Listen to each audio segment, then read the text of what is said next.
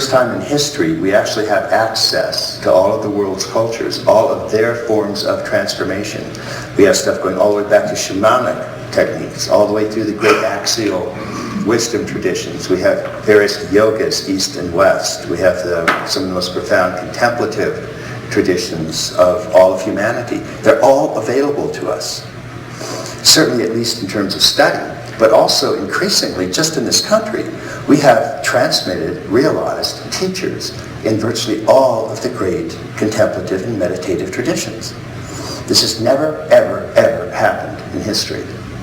So on the one hand, we can put all of these things on the table and look at them and say, what can we learn from them? What are their strengths? What are their weaknesses?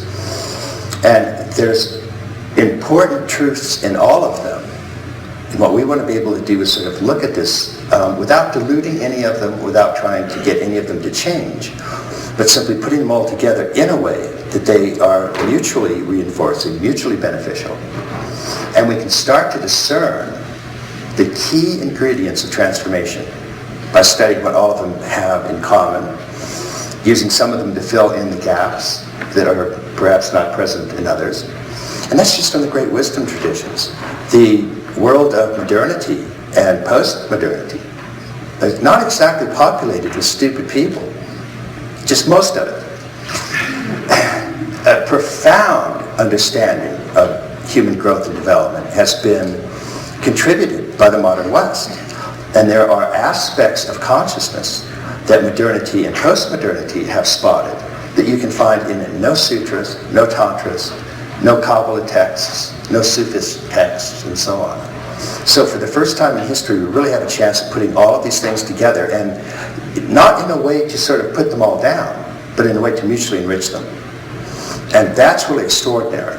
So on the one hand, that's actually available to us now. And it's only in the past 10, 20 years that this has happened. So on the one hand, we stand on the verge of a great adventure. And I think in terms of wherever men and women appreciate realization or enlightenment, or plumbing the depths of their own potential, or in any sense waking up to their own true nature, deeper realities, profounder meanings, and a greater social good.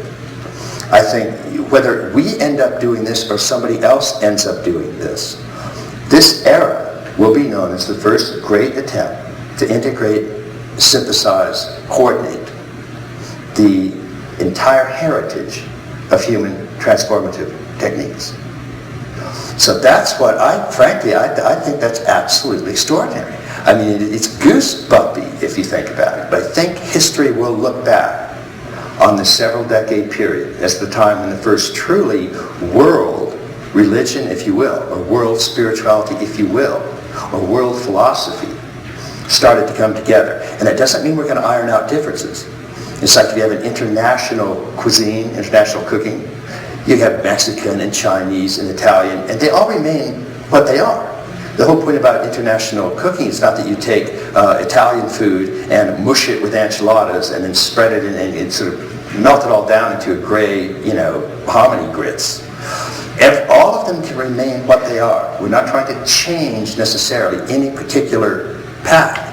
What we are doing is putting them together and saying which of these work best in these circumstances, what kinds of modules do we need to do, what are the most effective forms for different types of people and where they are.